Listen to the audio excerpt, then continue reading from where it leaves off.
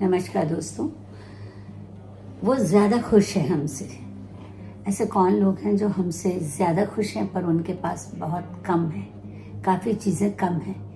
तो चूँकि आज दिव्यांग दिवस मनाया जाता है, हालांकि मुझे इसका कुछ औचित्य समझ में नहीं आता क्योंकि वो तो साल भर हमारे साथ रहते हैं। तो इस विषय पर बात करना मुझे हमेशा उदास कर जाता है। अमूमन मैं हर आलेख में अपने से जुड़ी हल्की फुल्की बातें कर ही लेती हूँ, पर आज मैं एक बात जो आपसे शेयर करने जा रही हूँ वो मेरी जिंदगी की गेम चेंजर बात है, जो हर व्यक्ति के जीवन में किसी न किसी परिस्थिति के रूप में मोड़ लाती है। सन 2003 की बात है ये। मुझे एक 20 कंप्यूटर का एक सेटअप प्राप्त हुआ जिसे मैं अपनी मर्जी से चला सकती थी, पैसा भी कमा सकती थी। तब मैंने ऐसा सोचा था, लेकिन तभी अचानक मैं एक अजीब से हादसे से गुजरी और मैंने कुछ भी न करने का इरादा कर लिया। उससे पहले मैं समाज सेवा के ढेरों कामों से जुड़ी हुई थी। मेरी मीरा सिंह जी से मुलाकात होती है और वो मेरा हौसला बढ़ाती हैं और बताती हैं कि मेरे अंदर बहुत कुछ है और मैं बहुत कुछ कर सकती हूँ। ये मेरी जिंदगी है जिसे मैं दूसरों की गलतियों के कारण बिगाड़ रही हूँ। तो मैंने अपना प्रोजेक्ट बदल लिया। अब मैंने निशक्त जनों को चुना। निशक्त जन यानी हमारे यहाँ मानसिक, आर्थिक, शारीरिक रूप से अक्षम लोगों को कहते हैं। आप अगर सोच रहे हैं कि मैं अपनी समाज सेवा का गुणगान करने जा रही हूँ तो ऐसी बिल्कुल बात नहीं है। दरअसल जब छोटी थी तो मानसिक और शारीरिक रूप से असमर्थ लोगों को देखकर मैं डर के माँ के पल्लू में छुप जाया करती थी।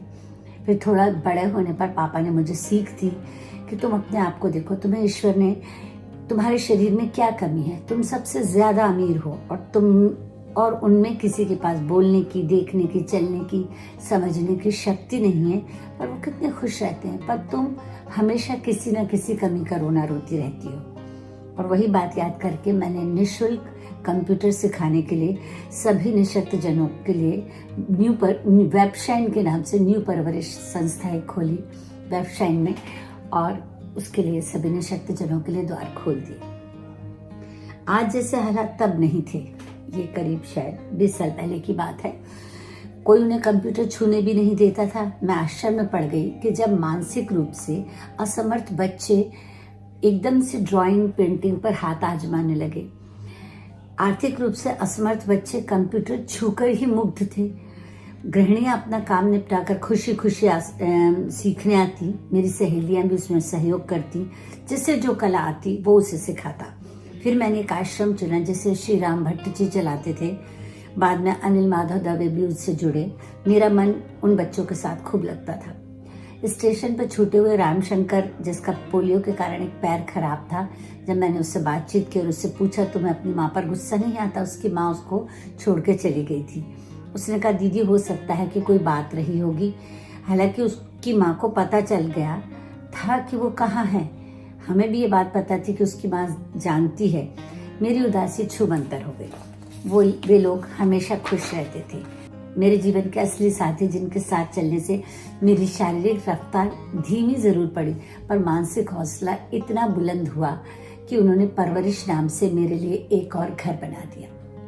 जब पहली बार आश्रम गई तो स्तब्ध रह गई। सवालों ने मुझे घेर लिया। अनाथ शब्द ही मुझे अनोखा लगा। नाथ तो सबके साथ है, फिर अनाथ शब्द का इस्तेमाल क्यों? ठंडी रातों में चंद ऊनी कपड़े देकर मैंने उनके प्रति अपनी ममता दिखानी चाहिए, पर आधी रात को मेरे बच्चों पर कंबल डालते समय मेरा हाथ कांप गया। उनके खुले पैरों को किसने ढका होगा? मेरा चेहरा उस माँ के प्रति रोष से भर गया जो इन मासूमों को इस दुनिया में तन्हा छोड़ गई। पर बच्चों के चेहरों पर तो लिखा था कुछ तो मजबूरियां रही होंगी। और तभी मैंने उनसे क्षमा का पहला पाठ सीखा। संदेश भेजते हैं हम उस माँ को जो छोड़ गई हमें दुनिया में खो जाने को। रोटियों में माँ तू नजर आने लगी, गाहे बगाहे सपनों में सताने लगी। भूलने की खूब कोशिश करता रहा, पर तू और शिद्दत से याद आने लगी। जब कभी तेरी याद आती है तो मंदिर का रुख करता हूँ। तो दिखती होगी ऐसे ही ये देवी की मूरत देख सोचा करता हूँ। तुझे हिचकी तो आती होगी तो समझ लेना याद करता हूँ। ये न समझना खुश हूँ तेरे बगैर, बल्कि हर रोज मरता हूँ। पर सोचता हूँ जब तेरी मजबूरियों के बारे में तो अपना दर्द बौना सा लगता है। तू रहे सदा आबाद, हर घड़ी बस यही फरियाद करता हूँ। ये शब्द उसी के हैं, भावनाएं भी उसी की हैं। मैंने उन्हें थोड़ा सा संवारा है, पर वाकई में ये कविता उसी की है। उन्होंने मुझे मौका भी दिया कि मैं अपने कुछ कर्ज उतार सकूं। उन्होंने मुझे संवेदनशील होना सिखाया। उन्होंने मुझे सिखाया कि ईश्वर ने मुझे बहुत दिया है।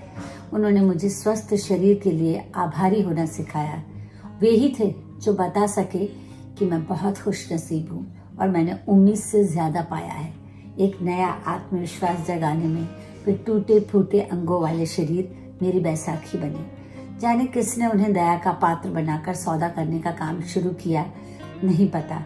उन्हीं मानसिक रूप से विकलांग समाज के ठेकेदारों के लिए ये नज्म है।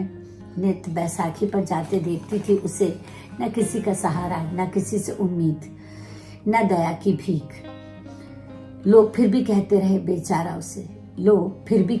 बेचारा उसे, अपनी रोटी के लिए श्रम करता वो अपंग, फोटो के लिए हाथ जोड़ते सफेद पोशों से कहीं ज्यादा सक्षम, भीख मांगते साबुत हाथों से कहीं ज्यादा मजबूत, साइकिल ढकेलते ये ठूठ, नित्य नए समारोह कर अपाहिजों को बैसाखी बांटते हैं ये अपाहिज, कुछ तन के कुछ मन के। ये गुजारिश है तुमसे सक्षम इंसानों को यूं अपाहिज न बनाओ। पहले मन की अपंगता दूर करो, फिर अपाहिजों को बैसाखी बंटवाओ। वे हम सबसे कहीं ज्यादा खुशमिजाज, धैर्यवान और प्रतिभाशाली नजर आते हैं। वे फिजूल के शब्दों का बोझ वातावरण में उछालकर उसे गंदा नहीं बनाते, बल्कि अपने मुंह हाव भाव से, कृतज्ञता से खुशबू बिखेर कर वातावरण को सुगंधित बनाते हैं और करते हैं हमारे साथ शामिल होने की कोशिश। साबुत अंगों के लिए भी आभारी नहीं हो पाते हम, वे बिन स्वर ध्वनि के भी कृतज्ञ हैं, फिर भी बौने हैं हम उनकी कोशिश के आगे। वे तो मानो आसमान छूने को कटिबद्ध हैं, करोड़ों शब्द बोलकर भी हम संतुष्ट नहीं, वे तृप्त हैं क्योंकि निःशब्द हैं। आज जब फाइलें देख रही थी तब देखा कि 10 सालों में करीब 7,600 दिव्यांगजन न्यू परवरिश से जुड़े थे। उन्हें अब हमारी आवश्यकता नहीं है। 3 दिसंबर को अंतर्राष्ट्रीय दिवस दिव्यांग व्यक्तियों को सम्मान देने के लिए मनाया जाता है। उन्हें साइकिल, व्हीलचेयर देकर अपने आप को दाता मत समझिए। ये उनके स्वतः निर्भर होने के लिए दी जाती है। हम कोई उन पर कृपा नहीं कर रहे हैं। मेरी जब उनसे बातें होती थी तब वो कहते थे, दीदी सबसे ज्यादा बुरा लगता है जब कोई दया दिखाता है। सोनू खान मिनी बस से मेरे ऑफिस आता था, विदिशा से आता था वो, आज भी वो वहीं रहता है। उसका कंडक्टर जो था उससे बहुत घृणा करता था क्योंकि वो बोल नहीं पाता था, उसके हाव भाव से वो चिढ़ता था। एक दिन उसने उसको चलती हुई मिनी बस से धक्का दे दिया। उसके लिए मैंने खूब लड़ाई लड़ी। 12वीं पास होने के बाद उसने कंप्यूटर में महारत हासिल करी और मैंने उसे सरकारी नौकरी के लिए आवेदन देने के लिए कहा और मैंने बात भी की थी, पर उन्होंने उसके गूंगे बहरे होने की अयोग्यता को, जो आज नहीं आप कर सकते ऐसा, तब ये बहुत पहले की बात है, उसे एक सफाई कर्मचारी बना दिया। वो बहुत फूट फूट के रोया। गरीब था, नौकरी की जरूरत थी, तो उसने वो नौकरी ज्वाइन कर ली। वो आज भी रोता है, मैं कुछ नहीं कर पाती। ऐसी कई योजनाएं हैं जो या तो वो लोग जानते नहीं हैं या उनके अनुरूप उन्हें मिलता नहीं है। फिर भी मैंने उनसे जीना सीखा। अपने शरीर के हर अंग का मैं धन्यवाद करती हूँ और पूछती हूँ रोज सुबह खुद से, और क्या कह रही है जिंदगी।